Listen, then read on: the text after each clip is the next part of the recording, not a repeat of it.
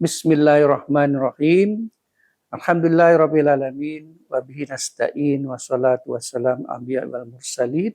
Wa ala alihi wa sahbihi ajma'in. Rabbi shrahli sadri wa yassirli amri wahlul 'uqdatam min lisani yafqahu qawli. Raditu billahi rabba wa bil islami dina wa bi Muhammadin nabiyya wa rasulah wa bil Qur'ani imama wa bil muslimin ahwana wa bi zinil ilman warzuqni fahman bi rahmatika ya arhamar rahim. Assalamualaikum warahmatullahi wabarakatuh. Tuan-tuan dan puan-puan, sekali lagi kita bertemu dengan Ramadan. Dan kenapa kita rasa kena bersyukur dengan kehadiran Ramadan ini? Pertama, rupa-rupanya, yang paling penting sekali ialah doa-doa kita yang tahun-tahun lepas tu nak kita jumpa dengan Ramadan tu telah dimakbulkan. Dan hari ini kita telah pun bersama-sama dengan Ramadan dan insya-Allah itulah yang kita perlu bersyukur sangat-sangat kerana doa kita tahun lepas tu nak jumpa Ramadan tahun ini dapat Allah kabulkan. Dan itulah ada sesungguhnya itulah anugerah yang paling besar sekali. Dan insya-Allah kita yang telah pun diberi oleh Allah SWT kesempatan nak jumpa dengan Ramadan kali ini perlu bersyukur banyak-banyak. Kerana Ramadan ini adalah satu-satunya anugerah yang Allah bagi pada kita dalam satu tahun itu dengan bulan yang hebat ini, dengan keberkatannya, dengan kemuliaannya, maka kita dapat sekali lagi untuk kita bertemu dan juga beramal dalam bulan Ramadan yang mulia ini. Yang keduanya, kenapa kita nak jumpa dengan bulan Ramadan ini? Rupa-rupanya Allah kata, mungkin Allah bagi kita peluang lagi untuk kita nak tambah lagi ketakwaan kita. Kan? Kerana apa? Dalam surah Al-Baqarah 183, Bismillahirrahmanirrahim. Ya ayyuhallazina amanu kutiba alaikumusiyam kama kutiba alal ladzina min qablihim la'allakum tattaqun. Maksudnya kita nakkan kita tiba bulan Ramadan ni, kita sampai pada bulan Ramadan ni untuk meraih ketakwaan. Dan itulah peluang kita untuk dapatkan ketakwaan. Kerana orang-orang yang bertakwa itu, tuan-tuan dan puan, adalah orang yang dekat dengan Allah. Orang yang paling disayangi oleh Allah SWT. Kan? Dan ganjaran dia adalah syurga. Dan mungkin yang ketiga ialah mungkin kerana apa? Mungkin kita ni agak kurang sikit ketakwaan tu atau kurang sikit amalan kita. Maka diberi peluang lagi oleh Allah SWT untuk jumpa Ramadan. Dan akhirnya kita akan berusaha untuk kita dapatkan sesuatu yang terbaik. Yang lebih baik lagi daripada tahun-tahun lepas. Maksudnya Ramadan kali ini kita harapkan matlamat kita ialah Ramadan yang paling baik untuk kita berbeza dengan atau berbanding dengan Ramadan yang lepas. Tuan-tuan dan puan-puan, di kesempatan ini, pada kali ini saya akan berkongsi dengan tuan-tuan dan puan akan tajuk psikologi Ramadan. Ramadan dan juga psikologi ini sebenarnya adalah satu benda yang sinonim. Kerana kalau kita tengok Ramadan itu sendiri, dia adalah satu madrasah, satu kem tarbiyah untuk mendidik diri-diri manusia itu untuk kembali kepada fitrah. Maksudnya untuk kembali kepada kebaikan dan juga untuk memberikan diri kita ni lebih baik daripada dari yang sebelumnya.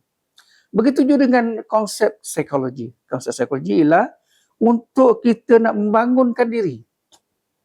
Untuk kita membangunkan diri, untuk kita memberikan penambahbaikan pada diri kita daripada yang dulu kepada yang baru dan yang lebih baik dan daripada yang biasa kepada yang luar biasa. Jadi sinonimnya ialah Ramadan ini adalah satu momentum, begitu juga dengan psikologi ini adalah satu momentum untuk memperbaiki diri, untuk menjadi orang yang lebih baik, untuk memberikan satu kesedaran pada diri kita sendiri bahawa inilah masanya untuk berubah.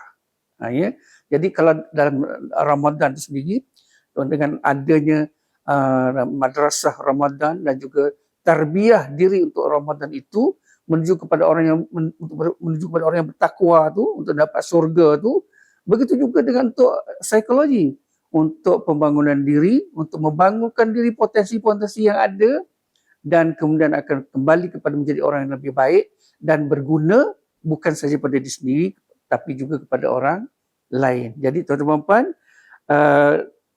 kesimpulannya antara sinonim antara Ramadan dengan psikologi ialah masing-masing mempunyai momentum untuk membina diri. Dan membina diri ini adalah terkandung di dalam dalaman diri manusia itu sendiri. Ya, kerana bukan saja kita nak tengok bagaimana pembangunan diri itu untuk perubahan di segi luaran, tetapi yang paling penting sekali ialah macam mana nak membina perubahan kedalaman diri manusia itu sendiri. Ya, dan inilah satu-satunya kita nampak bahawa psikologi Ramadan itu perlu bersama seiring, dan kita merasai bahawa semuanya adalah menuju kepada ke arah kebaikan, semuanya akan menuju kepada ke arah yang kita nak buatkan sesuatu perubahan dalam diri kita. Kalau dari segi Ramadan, kita akan merasakan bahawa mungkin kita ni tak cukup amal, tak cukup bekalan untuk kita menuju kepada Allah SWT. Tapi dengan Ramadan ini, Allah bagi Lailatul Qadar, ya, yang kebaikannya 1000 bulan pahala itu, maka dengan kata lain, perubahan itu akan memberikan kita rasa lebih hebat di sisi Allah SWT. Begitu juga, macam mana kita nak hebat? Hebat kita ialah dengan adanya perubahan sikap kita, perubahan kendiri kita, kan? Dan juga perubahan-perubahan yang ada pada dalam kita yang menjurus kepada psikologi untuk ke arah pada kesempurnaan kendiri. Jadi dapatan untuk Ramadan itu ialah takwa. Tapi untuk psikologi ialah kesempurnaan kendiri. Jadi keduanya itu dapat dicantumkan untuk kebaikan di dunia dan untuk kebaikan di akhirat. Itulah matlamat dan juga visi kita untuk menuju kepada psikologi Ramadan. Dan insyaAllah kita hajatkan pada kali ini huraian atau perkongsian saya dengan tuan-tuan dan puan untuk psikologi Ramadan ini akan memberikan sedikit cetusan idea untuk sama-sama kita menghayati Ramadan kali ini untuk lebih bermakna dan lebih terbaik lagi daripada tahun-tahun yang akan datang. InsyaAllah. Mari kita tengok sama-sama dari segi madrasah Ramadan itu sendiri. Madrasah Ramadan itu kita sebutkan atau kita kadang-kadang kita diperkatakan sebagai madrasah rohaniah ataupun fikriyah. Dua itu bergambung, ya. Rohani dan juga fikriyah, ya, atau pemikiran kita. Jadi elemen-elemen yang terlibat dalam Ramadan sendiri ataupun elemen-elemen yang terlibat bersama-sama dalam Ramadan itu, dalam diri manusia itu ialah pertama dari segi jasad. Jasad kita pun berpuasa, kan? Jasad kita pun menerima kesan daripada Ramadan ini sendiri, kan? Mungkin ada rasa kelaparan, ada rasa letih dan sebagainya, kan? Tapi mungkin ada tenaga dia. Ada tenaga. Allah bagi tenaga yang hebat dengan jasad kita yang mungkin tidak akan terbeban dengan perkara-perkara yang mungkin dari segi memproses makanan yang lebih-lebih dan sebagainya itu, kan, pada bulan Ramadan ini. Kemudian yang keduanya ialah akal. Ya, dalam bulan Ramadan ini akal kita terjaga. Kerana awal-awal lagi kita berniat dengan untuk berpuasa dalam Ramadan ini, maka terjaga keseluruhannya. Kita minta diri kita ni, akal kita ni supaya sentiasa stabil untuk dipandu atau dilindungi daripada perkara-perkara atau fikiran-fikiran yang atau pola-pola fikir yang mendatangkan keburukan. Seterusnya ketiga ialah hati atau kalbu.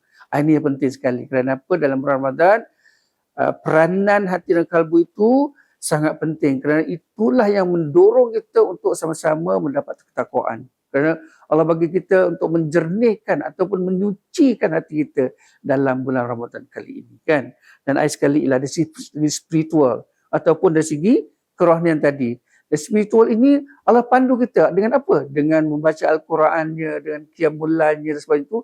So empat itu bergabung dan membentuk satu kekuatan yang dianggap sebagai madrasah tarbiyah atau madrasah Ramadan.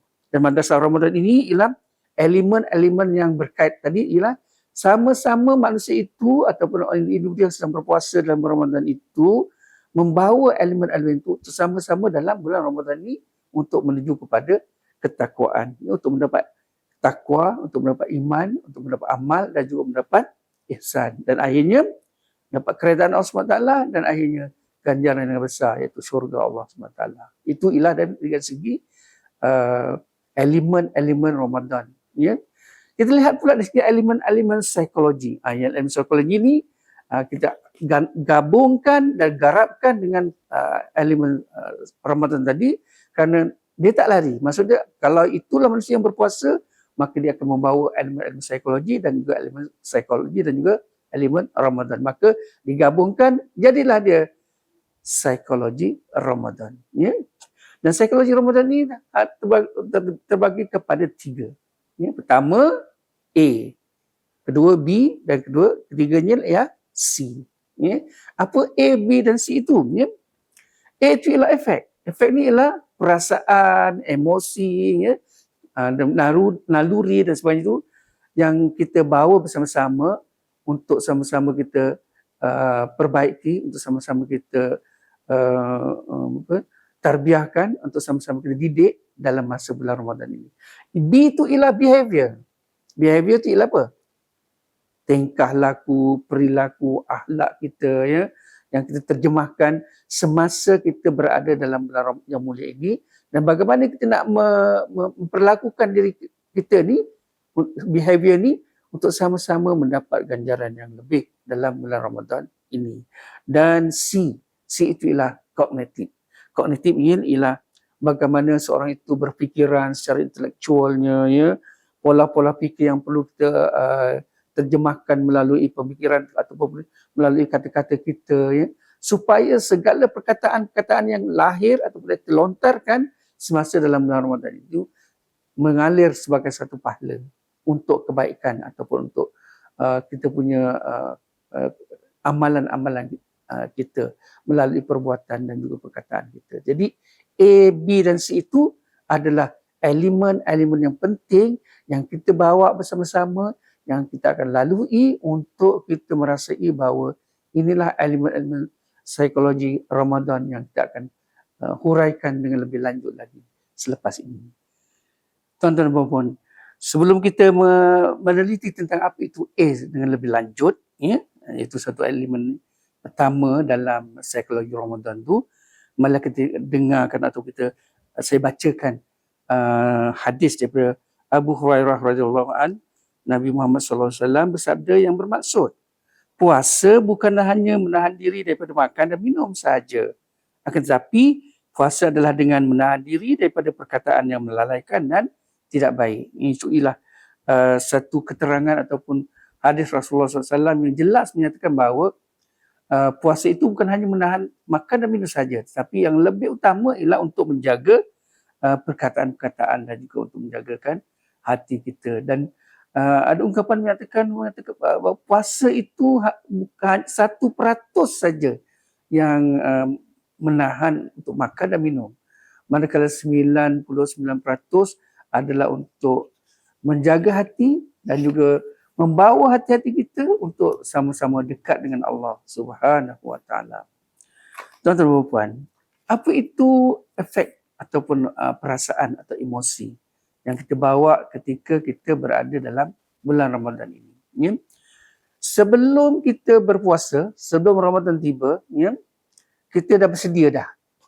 Daripada Rejab lagi, kemudian daripada Sa'ban, ya, kemudian datanglah ke Ramadan, maka kita dah ready dah.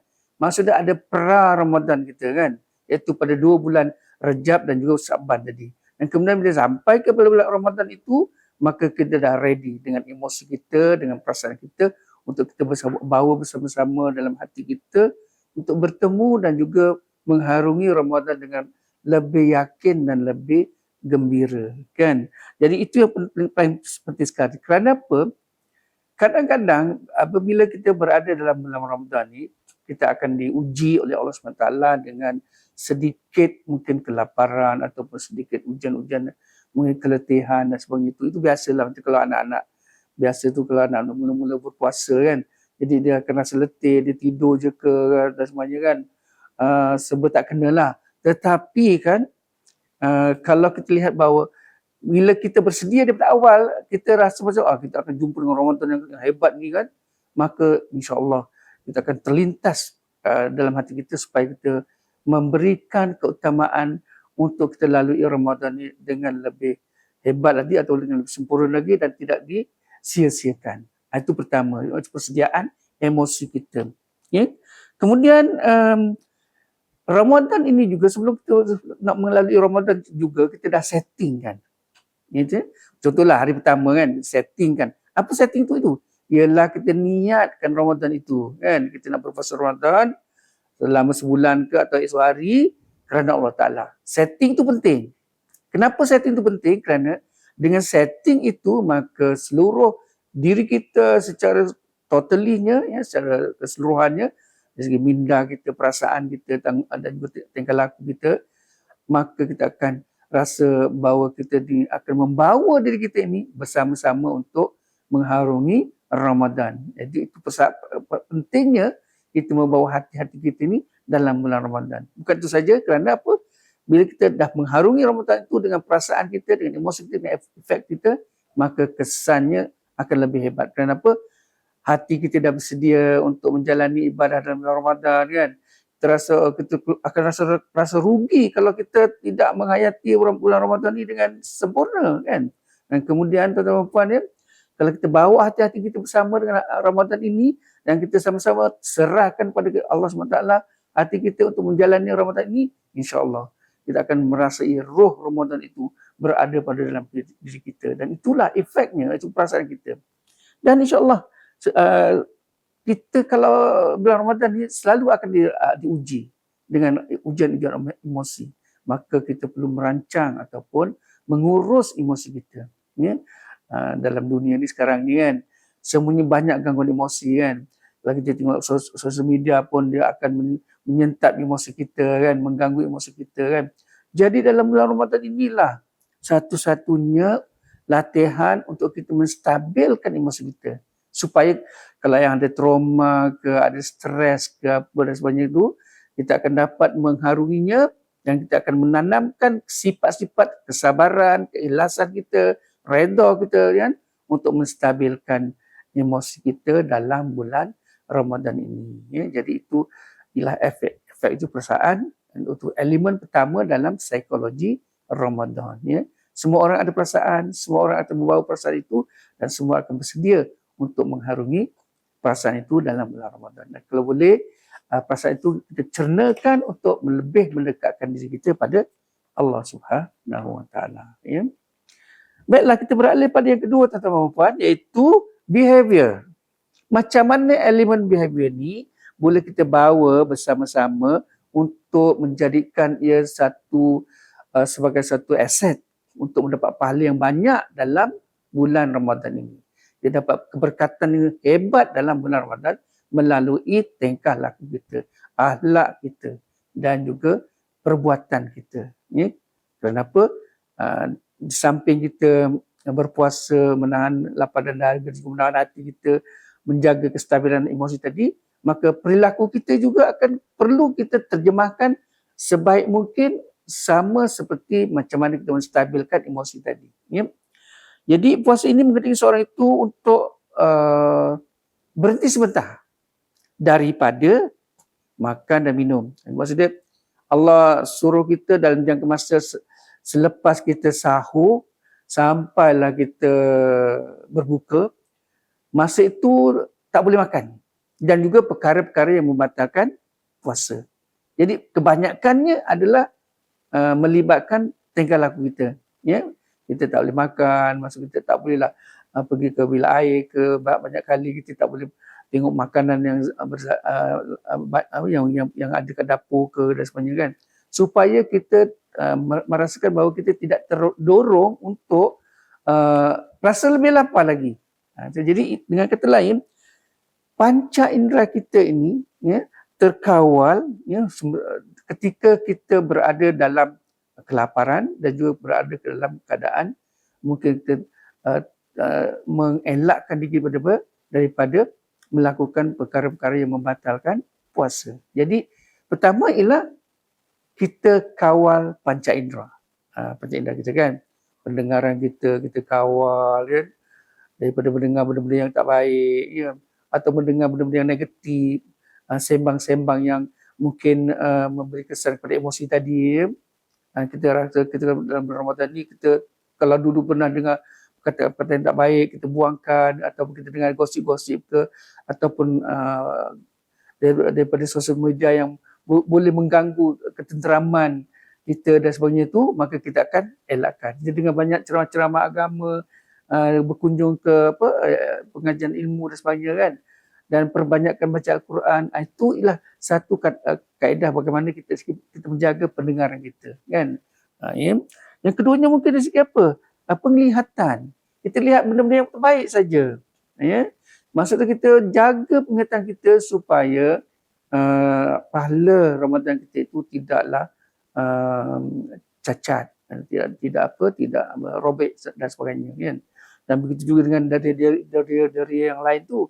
Jadi panca indera ini adalah panca indera yang Allah anugerahkan ketika dalam bulan Ramadan ini untuk kita jaga. Untuk kita jaga. Kenapa kalau kita tak jaga panca indera kita ni, dengan kata lain, dia boleh merosakkan Ramadan kita. Ya? Dan inilah dalam kepentingan psikologi ini yang kita panggil sebagai self control, iaitu kawalan diri. Kawalan diri itu penting untuk kita menjaga dari segi behavior kita, perkataan-perkataan kita, tingkah laku kita, ya, dan juga bagaimana kita berakhlak dengan orang lain dalam masa kita menjalani ibadah Ramadan ini. Ya. Jadi kalau kita rasa kita nak memperbaiki self control kita, maka kita ada perancangan. Kita rancang apa kita nak buat bila kita berpuasa atau bila kita memasuki bulan Ramadan, melalui hari-hari dalam bulan Ramadan. So perbuatan kita itu dirancang. Contohnya kita perbanyakkan untuk kita baca Al-Quran. Macam tu kan? Maksudnya kita terdorong untuk diri kita untuk membuat sesuatu yang lebih baiklah. Maksud tak adalah kita nak bawa bal kosong dengan kawan-kawan ke, ya, tapi kita amalkan ataupun habit kita tu, tabiat kita ni untuk memperbanyakkan apa? Membaca Al-Quran. Begitu juga kalau kita rasa macam boring, kita penat dan sebagainya, mungkin apa kata kalau kita pergi melaksanakan aktiviti-aktiviti, contohnya kalau kat surau, kat masjid tu, ya, boleh kita tolong, bantu untuk persediaan berbuka puasa ke, ataupun kita membersihkan surau dan masjid tu untuk kita sebelum orang pergi berbuka puasa, ya, dan sebagainya kan. Dan ini memberikan kesan kepada kita bahawa kita punya perbuatan itu tidak sia-sia. Ya? Dan inilah yang kita penting sekali untuk kita nak self control kita, mengawal perilaku kita dalam masa bulan Ramadan. Dan yang lebih penting sekali ialah ini selalu kita tengok kan, dalam bulan Ramadan ni ramai antara kita yang suka berdamping dengan gadget-gadget ni ataupun dengan handphone dan sebagainya kan. So itu akan memberikan satu mungkin secara diam tak diam menghapus atau mengurangkan kita punya pahala kan, kerana pendengaran kita akan terganggu, penglihatan kita akan terganggu dengan adanya gadget-gadget ini. So apa yang kita buat? Kita perlu jaga dari segi attitude atau behavior passive agresif kita. Apa dia passive agresif itu? Kita duduk diam tengok gadget, tapi dalam masa yang sama kita agresif. Agresif maksudnya apa? Oh, ini benda buat viral ni kan, kita nak respon lah, kan. Jadi mungkin benda-benda ini akan mendatangkan provokasi, dan akhirnya mungkin kita akan rasa bahawa kita tak tenteram, kita terganggu dengan emosi tadi kan. Kerana apa? Kerana perbuatan kita untuk kita tidak menjaga atau tidak mengawal penggunaan gadget-gadget kita semasa dalam bulan Ramadan. Jadi akhirnya self control kita akan terganggu kan. Jadi kita akan stabilkan balik, kita kena rancang balik strategi untuk kita nak stabilkan dari segi apa? Self control kita balik. Nah, itulah pentingnya kita tak adalah terlalu gairah dengan kita menjadi apa? Keyboard warrior kan. Apa saja yang datang tu kita respon, kita komen kan. Kerana apa benda tu yang benda yang viral ni mudah kita nak terangsang untuk apa, nak komen dan sebagainya. So inilah kawalan self control kita yang paling penting untuk behavior kita, tingkah laku kita, supaya tidak jadi orang yang pasif agresif. Itu orang yang mudah untuk merespon benda-benda yang kita rasa mengganggu dari segi emosi kita ketika kita melayani gadget-gadget. Jadi itu mungkin panduan lah macam mana orang-orang yang suka tengok gadget ni dalam bulan Ramadan. Kalau boleh, kalau tengok, bukan tak boleh kan. Mungkin kalau tengok gadget tu, okay, 1 jam kita untuk hafal, untuk kita baca Al-Quran kan. Kemudian apa kata kalau kita penat, kita buka ayat Al-Quran yang boleh ada bunyi, ada suara kan. kita pendengarkan Al-Quran dalam handphone kita, ataupun kita buka lemak-lemak ataupun ustaz-ustazah dan sebagainya itu yang bermanfaat untuk mendidik kita dan kita dengar, dan itu akan menjadikan kita rasa bahawa kita tenteram dan juga tidaklah kita akan menjadi orang yang macam tadi keyboard warrior yang akan mengganggu gugat ketenteraman dan juga membuat kontroversi dan juga membuat provokasi melalui aktiviti pasif agresif tadi, ya. Dan yang ketiga ialah bagaimana kita nak mencari menjaga ataupun dari segi psikologi Ramadan ni dari segi konektif kita. Ya, konektif itu ialah maksudnya cara pola fikir kita ketika kita melalui bulan-bulan Ramadan yang kita lalui sekarang ini. Ya. Rasulullah SAW bersabda, apabila pada hari seorang di antara kamu berpuasa, maka janganlah kamu berbicara kotor dan juga bertengkar. Rasulullah kata jangan cakap perkara yang tak baik, ya, dan juga jangan sampai bertengkar, bergaduh lah, ya, ataupun berhujah ataupun berbalah. Ya. Jika seorang menghinanya dan mengajaknya bertengkar, maka hendaklah ia mengatakan, aku sedang berpuasa. Itu. Jadi dalam hadis ini Rasulullah dah jelaskan macam mana konektif kita kena settingkan supaya kalau kita berpuasa, kita mungkin berada dalam situasi tidak terkawal, mana mungkinlah itu ujian yang Allah bagi kepada kita kan, tidak terkawal, dan kemudian akhirnya mungkin kita terjebak dengan mungkin berhujah sana, bertengkar atau mungkin meninggikan suara dan sebagainya itu. So kalau ini berlaku, maka cepat-cepat kita ingatkan, oh, aku sedang berpuasa. Jadi kita punya minda, kita punya intelek tu, kita punya celik fikir tu atau pola fikir itu diswingkan supaya, oh, aku ni sedang berpuasa. Dan bila kita sebut tentang aku ni sedang berpuasa, bermakna channel untuk kebaikan itu akan apa? Datang balik. Jadi kita akan jauhkan daripada kita berhujah dengan perkara-perkara yang tak betul atau perkara-perkara yang mungkin memberi kerosakan pada pahala Ramadan kita, ataupun mungkin kita bertengkar dengan perkara-perkara yang kecil, kan? Jadi bila dah channelkan balik dengan minda pola fikir yang betul tu, iaitu aku ni sedang berpuasa untuk jaga kesucian Ramadan itu dengan tidak membuat perkara-perkara yang boleh membatalkan puasa, maka kita akan patah balik untuk kita rasa, oh, insaf diri kita bahawa inilah cara fikir yang betul yang Rasulullah tunjukkan kepada kita, supaya kita rasa apa?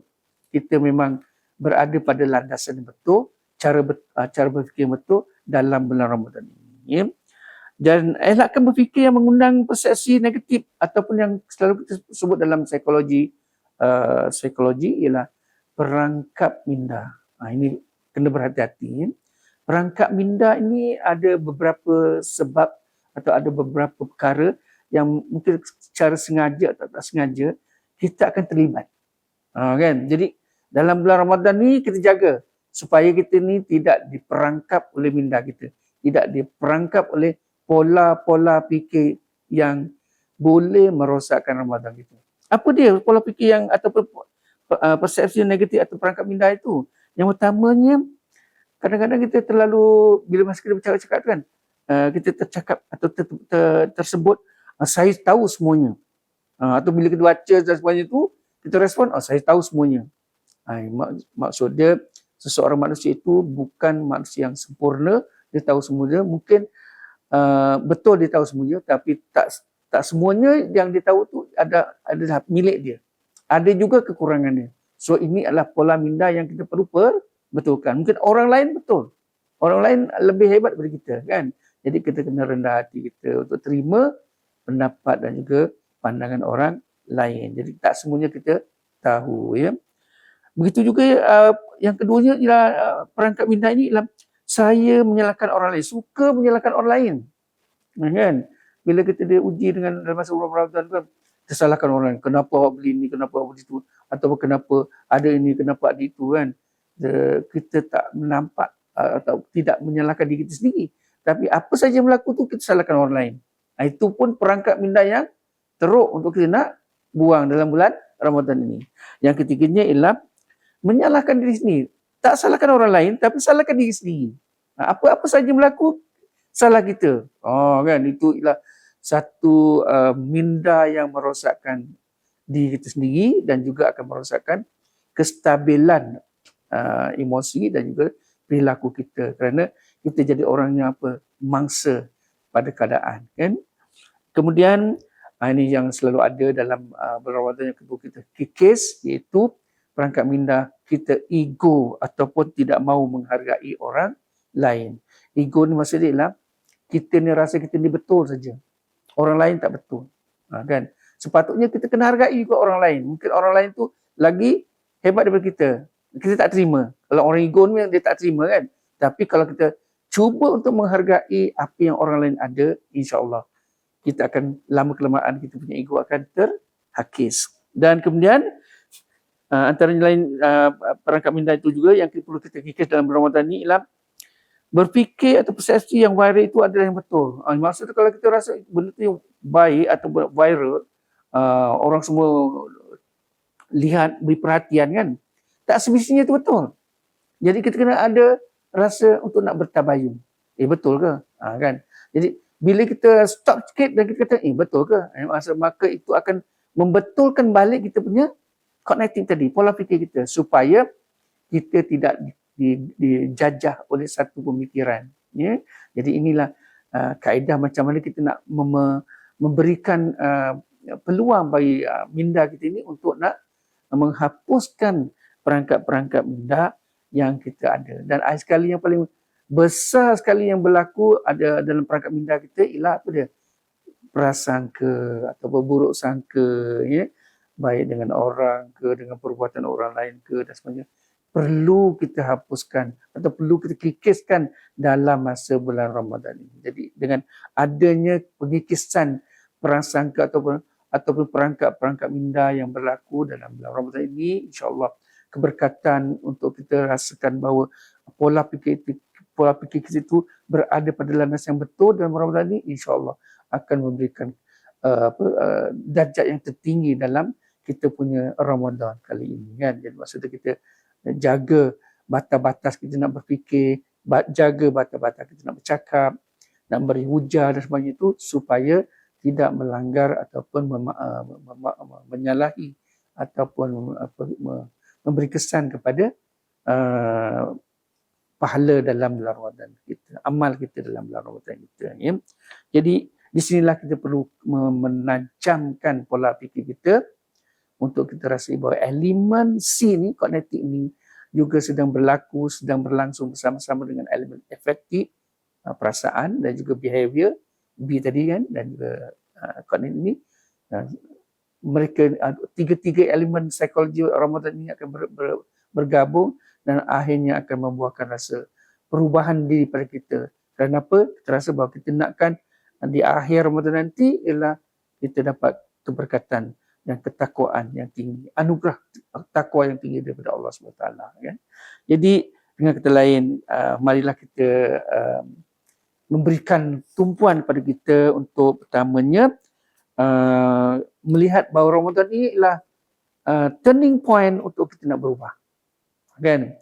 Kita Ramadan ini ialah bukan saja kita beramal begitu saja secara rutin macam tahun-tahun lepas dan sebagainya. Mungkin tahun ini kita aimkan bahawa Ramadan ini ialah turning point untuk kita nak berubah. Apa yang kita nak berubah? Iaitu kalau kita dah baik, dia jadi yang lebih baik. Kalau kita nak berfikir yang biasa, kita nak jadi fikir yang luar biasa. Ya, kerana apa? Perubahan itu perlu, dan inilah yang kita harapkan, supaya kalau Allah bagi kita anugerah takwa pun, anugerah takwa yang terbaik, kan? Anugerah takwa orang yang terbaik di kalangan orang-orang yang terbaik.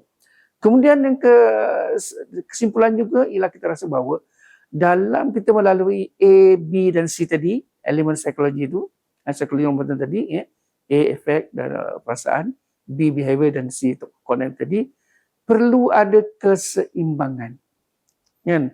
Maksudnya kita tak terlalu perfectionist, ya, dari segi pemikiran kita, emosi kita, kan. Emosi kita tak tahu, mungkin kita akan diuji dengan Allah SWT, tapi yang penting ialah keseimbangan kita, kestabilan kita untuk nak menerima inilah hakikat dan inilah konsep reda kita dengan apa yang berlaku. Kan? Bila kita rasa reda untuk kita, apa yang berlaku itu kita terima daripada Allah SWT pada kita, dan insyaAllah itu akan menggambarkan bahawa kita telah pun berjaya menerima ujian daripada Allah SWT.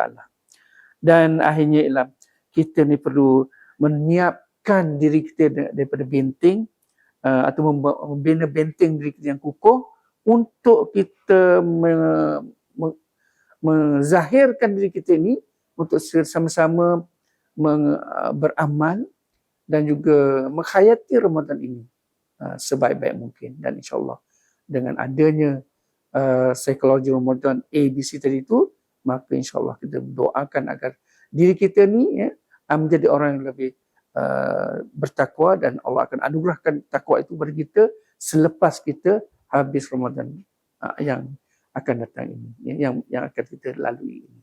Dan insyaAllah itulah harapan kita, supaya Allah bagi kita anugerah takwa, dan insyaAllah kita doalah sekali lagi kalau dipertemukan lagi Ramadan pada tahun akan datang, akan lebih lagi ketakwaan kita, dan akan lebih lagi perubahan-perubahan diri yang lebih baik yang akan berlaku pada diri kita. Dan insyaAllah kita akan ingat bahawa takwa itu akan membawa kita kepada matlamat yang utama, iaitu syurga. Jadi itulah matlamat yang kita harapkan, di mana dalam psikologi Ramadan itu bukan saja untuk perubahan diri, tapi untuk membaikkan diri dan juga untuk memberikan kita rasa bahawa kualiti Ramadan kali ini ialah untuk kita meraih takwa yang lebih baik daripada tahun lepas. Dan insyaAllah ketakwaan itulah yang kita akan bawa untuk bertemu dengan Allah SWT. Dan insyaAllah ganjarannya, kalau kita dapat lagi Lailatul Qadar macam itu, alhamdulillah 1000 bulan, tak ternilai harganya. Jadi itulah saja untuk perkongsian saya pada kali ini, dan insyaAllah kalau ada kesempatan dan sebagainya, mungkin kita akan berjumpa lagi. Dan insyaAllah kita ingat pada diri kita sendiri, ya tuan-tuan dan puan, bahawa di samping kita melalui Ramadan ini, maka kita lalui juga psikologi Ramadan yang kita rasa bahawa inilah diri kita nak bawa diri kita untuk nak berubah daripada yang baik menjadi yang lebih baik. Itu saja. Wabillahi taufiq wal hidayah. Assalamualaikum warahmatullahi wabarakatuh.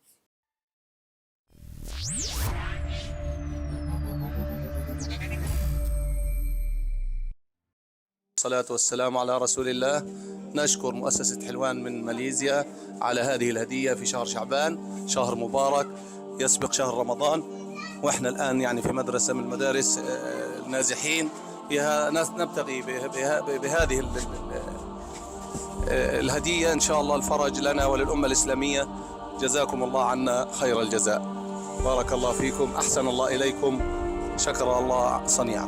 تفضل أختنا الكريمة يما، بسم الله يما حسن، الله يجزيك الخير، بارك فيك. في إيش كان الاختبار؟ كاملا.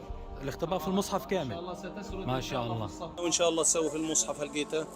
أثبت باقي الصور. حافظ المصحف. ثبت هو حافظه، وإن شاء الله حيثبت كتاب الله. مشكور، بارك الله. الله يحفظه.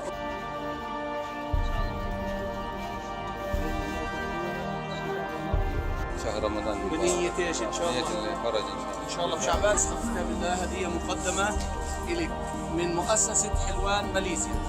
ايش بدك تعمل ان شاء الله في هذه النسخة؟ وأي نية؟ لا هيك نحسبه والله حسيبه. نقدم له يعني هدية عظيمة، كتاب الله. يا جميل الشيء المصحف الكريم هي أعظم هدية من رب العالمين. الله أمنا هذا يعني كتاب الله مقدم هدية من مؤسسة حلوان من ماليزيا. جزاك الله خير. بسم الله ما شاء الله تبارك الله. إن شاء الله.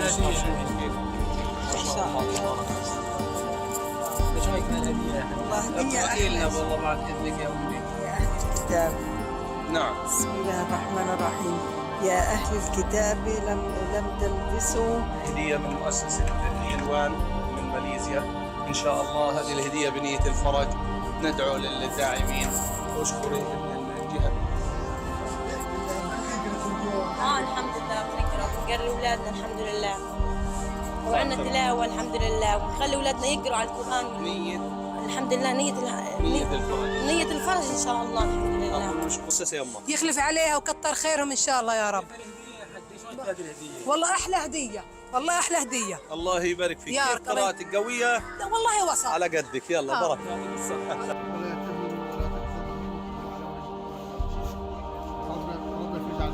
آمين آمين. هذه النسخة هي حتى أنت تقرأي. هذا أكبر حجما هذا بالنسبة لك. أنا بأنصح والله أغلى هدية هذه، أغلى هدية هو المصحف القرآن الكريم.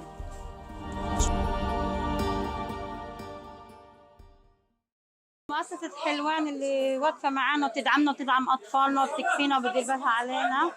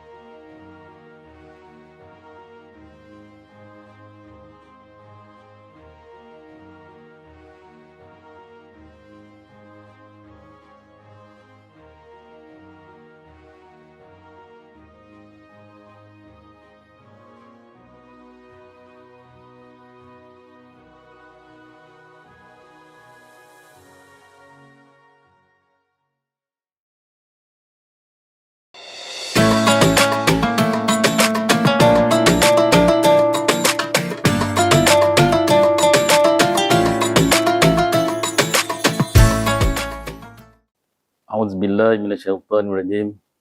Bismillahirrahmanirrahim. Alhamdulillahirabbil alamin. Wassalatu wassalamu ala asrofil anbiya'i wal mursalin wa ala alihi washabbihi ajma'in. Ba'da a'udzubillahi minasyaitonirrajim. Ya ayyuhalladzina amanu kutiba alaikumusiyam kama kutiba alal ladzina min qablikum la'allakum tattaqun. Allah berfirman, wahai orang beriman, diwajibkan ke atas kamu berpuasa seperti mana diwajibkan ke atas orang-orang sebelum kamu agar kamu bertakwa. Allah wasallam Ramadan. Pada wacana kali ini, saya ingin mengajak para pendengar semua untuk bersama-sama kita berbicara tentang Ramadan dan kewangan anda. Rata-rata kita ketahui bahawa kita berada dalam suasana inflasi di mana harga barang terus meningkat. Dan suasana ini akan dapat dirasai lebih lagi bila kita menghampiri lembaran Aidilfitri nanti. Oleh itu, perlulah pada kita berwaspada dan merancang akan kewangan kita supaya Ramadan dilalui dengan kita berasa tenang dan dapat merancang dengan baik kehidupan kita dan perjalanan kehidupan kita. Pada kali ini, saya ingin ajak kita berfikir tentang matlamat Ramadan kita kali ini, iaitu tentang 3 perkara ataupun 3M. Mungkin ada lebih daripada itu, cuma saya nak buat pada salah satu daripada 3M, iaitu berkaitan dengan yang pertama berkaitan dengan masa, yang kedua berkaitan dengan makan, dan yang ketiga berkaitan dengan mal ataupun kewangan kita. Kita tahu bahawa kita diajar supaya mengurus masa, terutama sekali dalam Ramadan, supaya masa ini dipenuhi dengan berbagai-bagai aktiviti ibadah. Rasulullah pernah bersabda, masuk ke dalam 5 perkara sebelum datang 5 perkara. masa muda sebelum tua, masa sihat sebelum sakit, masa senang sebelum masa susah, masa lapang sebelum sempit, yang akhir sekali adalah masa hidup sebelum mati. Itu berkaitan masa kita. Maka kita perlu aturlah masa kita dari pagi hingga ke malam hari, hingga kan esok paginya penuh dengan upacara-upacara meningkatkan keimanan kita seperti mana yang dikendaki dalam surah Ramadan ini, iaitu untuk mendapat hakikat takwa pada Allah SWT.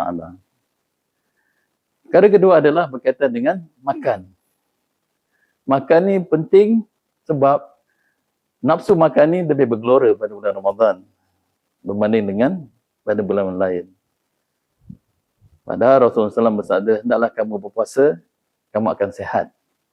Jadi, perut kita ni kalau kita latih untuk berlapar, dia akan menyebabkan kita akan jadi lebih sihat daripada perut kita dilatih untuk selalu kenyang atau terlalu kenyang. Godaan besar dalam Ramadan ni antaranya adalah bazar Ramadan. Kita dihidangi oleh berbagai-bagai juadah. Bagai juadah. Kalau kita tak merancang betul-betul, dia akan menyebabkan kita berlebih-lebihan berbelanja untuk juadah Ramadan. Buffet Ramadan. Buffet Ramadan yang disediakan begitu banyak makanan dan pada harga yang begitu mahal. Kita setengah tu sanggup berbelanja hampir 200 setengah untuk buffet Ramadan, yang kita akan makan tak lebih daripada satu pinggan ataupun campur benda-benda yang lain.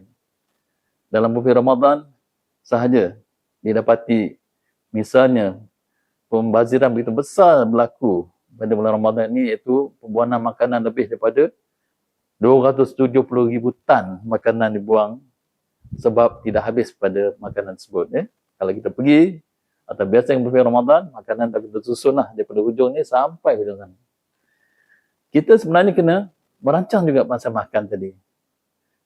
Makan supaya dia boleh sekadar kita makan, bila lapar kita makan kenyang dan kita berhenti setelah kita kenyang, dan seterusnya kita dapat melaksanakan ibadah dengan sempurna dan kita tidak boros dalam menghadapi ketika menghadapi jawadah makanan tersebut.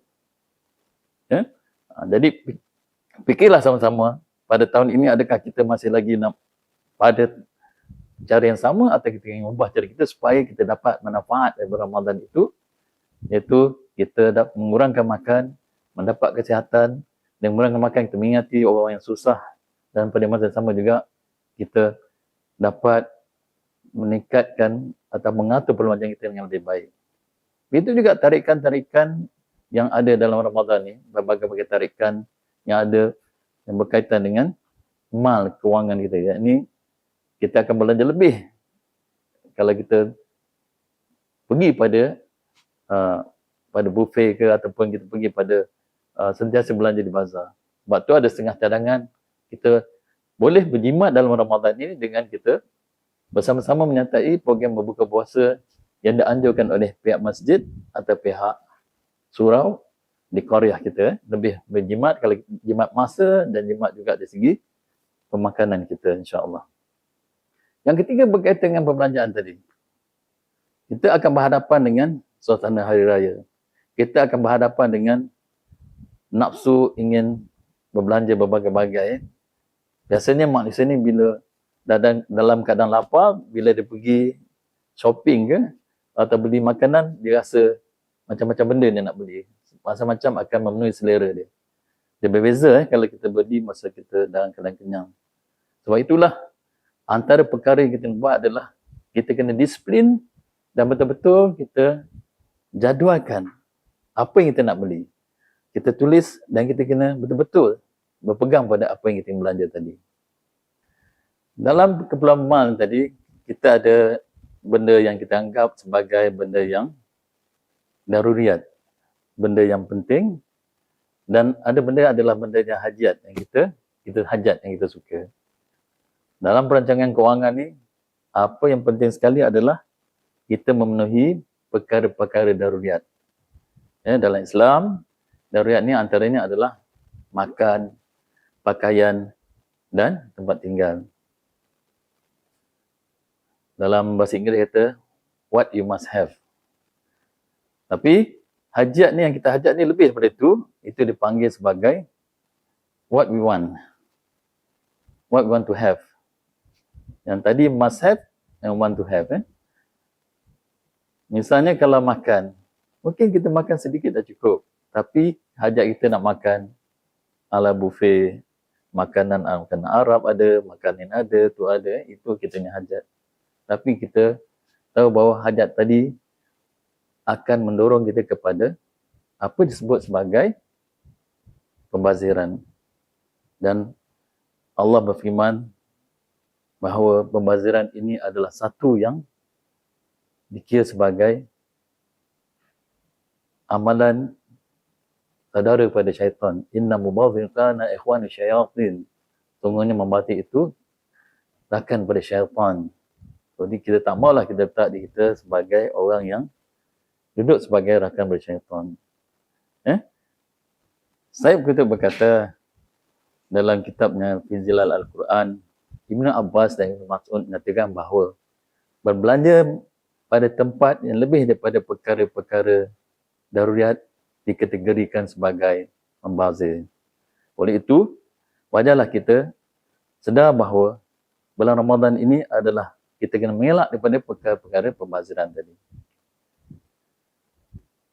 Oleh itu, kita kena sedar bahawa bulan Ramadan ini adalah latihan. Latihan, salah satu latihan adalah untuk mengawal nafsu kita daripada berbelanja pada perkara-perkara yang tidak penting ataupun mengawal diri kita daripada bersifat boros. Memanglah kita akan menyebut ini adalah perkara yang kita hajat. Inilah setahun sekali untuk kita menikmati Ramadan. Dan mungkin terfikiran kita ingin melihat dalam bulan raya akan datang, Ramadan akan datang, kita akan tukar lansir, tukar baju baru. Banyak benda kita nak tukar. Padahal benda-benda itu semua adalah perkara yang tidak dikira sebagai yang mendesak kita untuk melakukan tersebut. Jadi kita kena merancang betul-betul supaya dia ada satu hakikat dan diri kita ini ingin berjihad untuk mengelak perkara-perkara yang bawa kita pada pembaziran atau boros dalam berbelanja. Dalam keuangan, perancangan keuangan kita ini adalah kita mesti berfikir bahawa bulan Ramadan ini adalah kita ingin meraih atau mendapatkan hasil yang besar. Kerana misalnya puasa sembahyang sunat dalam Ramadan pahalanya bersamaan dengan macam sembahyang fardu. Dan sembahyang fardu pula ganjarannya lebih kurang 70 kali ganda. Jadi kita kena kejarlah tersebut. Maka kalau kita merancang betul keuangan kita pada bulan Ramadan inilah kita banyak bersedekah, berinfak, sebab ganjaran dia berpuluh-puluh ganda daripada bulan-bulan yang lain. Jadi kita ingin peluang yang besar, masa inilah kita nak rebut peluang ni pada bulan Ramadan dengan zakat, dengan infak, dengan sedekah, dengan membagi iftar bagi orang makan misalnya, menjamu orang makan. Semuanya tidak akan dapat kita lakukan kalau kita tidak merancang kewangan kita dengan baik. Jadi misalnya kalau kita dapat rancang betul, kita mungkin boleh bersama memberi orang makan untuk iftar, berbuka. Kerana Rasulullah bersabda, barang siapa memberi makan orang buka tadi, dia akan dapat pahala orang yang dia belanja tadi dan tidak mengurangkan sedikit pahala daripada dirinya. Jadi inilah perkara yang kita kena lakukan. Jadi sedikit pengorbanan tadi dapat menghasilkan macam-macam. Dan dia memerlukan pada perancangan kewangan untuk bulan Ramadan tadi. Yang ini ada beberapa tips yang mungkin kita biasa dengar. Kita bersamalah pelangkaji tips ni. Antaranya yang pertama. Yang pertama adalah kita merancang perbelanjaan kita. Kita tidak mahu pendapatan kita belanja semua dan pada hujungnya kita tidak ada simpanan, tidak ada yang kita katakan pembelanjaan untuk wang untuk kecemasan. Tadi kita kena rancang apa yang kita nak makan dan apa yang kita perlu untuk keperluan harian kita. Dalam merancang pembelanjaan ini tadi, mungkin kita suami isteri duduk sekali misalnya, ataupun ahli keluarga duduk sekali, bersama-sama berpakat apakah menu yang sesuai pada hari itu dan bagaimana kita meraihkan suasana berbuka tadi dengan berkadar saja atau bersederhana dalam berbuka.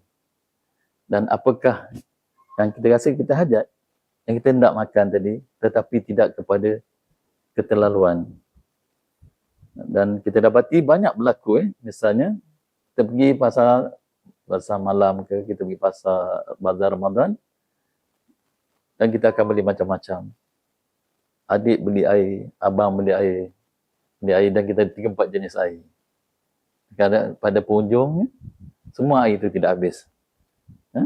Sebab bila kita pergi bazar Ramadan, kita tertarik dengan berbagai-bagai color air itu.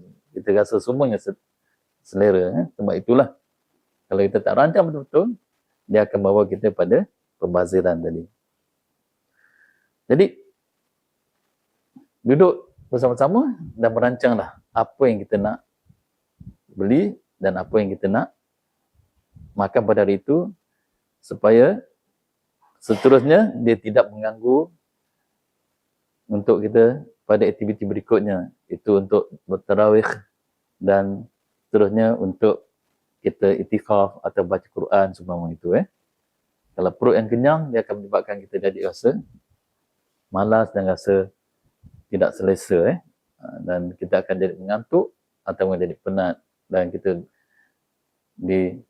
lebih didorong untuk berehat ataupun untuk bermalas ataupun bersantai saja.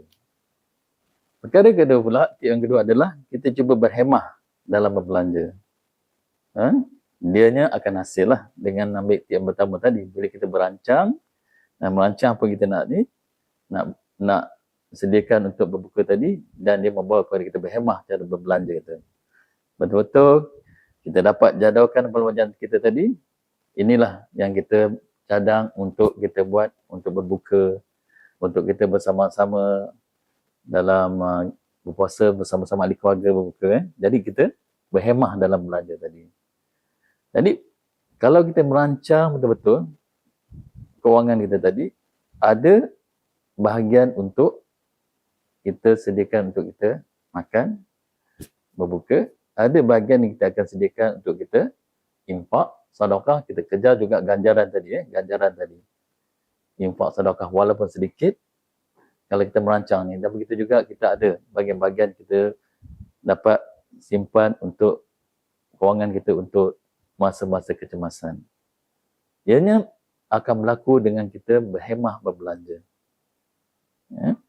Kalau sekiranya pada hari itu kita terpaksa pergi bazar Ramadan, kita dah plan betul-betul apa yang kita nak beli. Dah plan betul-betul apakah juadah yang sesuai. Jadi tak adalah kita akan ikut masa kehendak masing-masing. Kalau ada 5 anak, orang ni nak ni, kita campur-campur macam-macam benda. Tapi kalau kita berhemah, kita dah cadang. Okey, hari ni kita makan, misalnya kita sama-sama setuju, hari ni kita makan laksa saja, cukup. Atau ini kita buka, kita makan biryani. Itu adalah memerlukan pada berhemah dan merancang dalam kita berbelanja. Perkara ketiga, tips yang ketiga adalah kita ambil peluang ni untuk berbuka puasa di surau atau masjid yang saya sebut sebelum ini. Sebab di surau masjid akan ada program iftar dan setengahnya ada juga program berkaitan dengan bila kita ingin bersahur. Paling tidak iftar. Ada setengah tempat tu dia tulis iftar dan maure. Iftar ni maksudnya kita boleh menjadi dalam qaryah masjid tadi, kita bercadang untuk menyumbang. Misalnya kita beli sedikit sumbangan dan kita boleh bersama-sama buka puasa. Dengan ini kita dapat mengamarahkan masjid. Kita dapat bersama-sama beriktikaf di masjid dengan lebih lama. Kita dapat ganjaran yang banyak dengan kita merancang untuk berbuka puasa bersama-sama dengan ahli qaryah. Merapatkan hubungan antara ahli qaryah, merapatkan hubungan kita dengan masyarakat. Sudah semestinya puasa tadi menanamkan lagi bibit ukhuwah, bibit kasih sayang, dan kita punya sumbangan dalam iftar tadi mungkin akan dapat juga memberi peluang untuk mereka-mereka yang di luar sana dan tidak ada keupayaan untuk bersama-sama berbuka puasa di masjid tadi, dan kita mendapat pahala memberi makan orang yang berbuka. Jadi banyak manfaatnya. Tahun ini adalah tahun yang sepatutnya kita melakukan perubahan. Dalam suasana inflasi tadi, kita merancang supaya kita dapat jimat, dapat merancang peluang kita dapat berhemah, dan kita dapat membangunkan masyarakat kita supaya masing-masing akan rasa keseronokan. Dua keseronokan, iaitu keseronokan masa berbuka puasa dan besok keseronokan masa meraihkan Aidilfitri nanti. Jadi keseronokan berbuka puasa ni lah mengeratkan kita bersama-sama dengan kita wujudkan suasana, merancang suasana berbuka puasa di masjid. Dan saya rasalah kalau kita bersama-sama merancang berbuka puasa di masjid, di situ mungkin akan ada banyak penjimatan sebab bila kita kumpul kewangan kita boleh masak dengan lebih murah atau berbelanja dengan lebih jimat, dan kita boleh jimat masa kita, boleh fokus pada ibadah kita, fokus pada benda lain, dan kita dapat membina, sambil itu dapat membantu beri makan pada orang yang keperluan, orang yang susah, dan juga dapat membina ukhuwah sesama kita. Begitu juga pada masa yang sama, kita buka puasa di masjid tadi, atau di surau atau di qaryah kita juga boleh menjadikan juadah ataupun memberi sumbangan untuk penjadian juadah tadi, dan kita akan dapat pahala seperti yang saya sebut tadi lah. Itu pahala memberi makan bagi orang yang berpuasa. Yang tu adalah manfaat yang sama-sama kita dapat rasakan. Satu perkara lagi dalam bulan Ramadan ni, ada apa yang disebut sebagai sumbangan yang wajib, itu zakat fitrah. Jangan lupa, zakat fitrah adalah satu yang wajib. Tetapi pada masa yang sama, yang digalakkan juga dalam bulan Ramadan ini adalah kita banyak berinfak dan sedekah. Kita tahu bahawa ganjaran dia adalah beribu-ribu kali ganda di bulan Ramadan ini. Di 10 malam terakhir. Dan sebelum itu kita berinfak dan bersedekah. Kita ingin menjadi orang yang kaya di dunia dan juga kaya di akhirat. Karena penyesalan yang besar sekali bila orang ni ketika mati adalah bila mana harta dia banyak dan dia tidak sempat untuk bersedekah. Tak bersempat untuk berinfak atau tak sempat untuk dibelanjakan di dalam fisabilillah. Ambillah peluang ini untuk kita merancang supaya kita selain pada zakat fitrah tadi yang wajib, tingkatkan infak dan sedekah. Dan saya yakin benda ini boleh berlaku kalau kita merancang pada bulan Ramadan ini dengan perancangan yang besar, dan insya-Allah dia akan berlaku. Perubahan demi perubahan boleh berlaku dalam kehidupan kita dengan kita bersama-sama berinfak dan bersedekah. Kewangan ini pula nanti akan beri manfaat pada masyarakat Islam, manfaat pada ummah Islam itu sendiri, membantu orang miskin, membantu orang susah, memberi makanan, mengingat kepada orang kesusahan orang, dan bentuk-bentuk bantuan yang ingin kita salurkan dalam bulan Ramadan ini. Boleh jadi kita akan bagi satu juadah pemberian pada orang miskin, juadah pemberian pada orang susah. Kita boleh bagi dalam bentuk wang ringgit. Apa-apa bentuk selain daripada kita menyediakan juadah untuk berbuka puasa. Akhir sekali, saya rasa tips yang akhir sekali adalah amat penting untuk kita semua mempunyai ilmu tentang pengurusan kewangan. Kita kena ambil peluang, belajarlah. Belajar untuk memahami apa itu pengurusan aliran tunai kita. Duit dapat, tolak pembelanjaan kita. Ada tak kita lebihan atau kekurangan? Tingkatkan ilmu kita. Belajar buat satu disiplin untuk buat rekod-rekod perbelanjaan kita. Buat disiplin ni, kerana kalau kita merancang dengan baik, insya-Allah kita dapat menghasilkan banyak perkara yang kita hajati. Bermulalah pada Ramadan ini, kita tingkatkan ilmu kita tentang pengurusan kewangan. Jadi, kalau pengurusan kewangan kita baik, kita dapat hidup dengan selesa, kita dapat merancang masa depan kita lebih baik, dan kita elakkan diri kita daripada perangkap terpaksa terjatuh dari bebanan wang, bebanan hutang, bebanan kerana tidak merancang dengan baik. Semua ini akan menyebabkan jiwa kita tertekan, kehidupan kita tertekan, menyebabkan ancaman kepada rumah tangga sekiranya masalah kewangan ini berlarutan ataupun berterusan. Elak ketirisan dalam kita berbelanja. Elak pembaziran dalam kita berbelanja. Dapatkan ilmu pengurusan kewangan. Dan pengurusan kewangan ni, ilmu dia adalah berkaitan yang pertama tentang mengurus pendapatan dan perbelanjaan. Yang kedua, berkaitan dengan bagaimana kita ingin mengurus simpanan kita dan pelaburan kita. Yang ketiga, bagaimana kita menguruskan harta-harta kita sebelah kita mati. Yang keempat, mungkin bagaimana menguruskan tentang zakat, cukai dan perbelanjaan kita. Yang kelima adalah berkaitan dengan pengurusan hak tanah kita nanti kemudian hari. Dan beberapa perkara yang lain. Itu adalah antara perkara-perkara yang mungkin kita boleh fikir bersama pada Ramadan kali ini. Saya rasa setakat itu dahulu. Kebenaran daripada Allah SWT, kelemahan diri saya sendiri. Wallahu a'lam. Wabillahi taufiq wa hidayah. Assalamualaikum warahmatullahi wabarakatuh.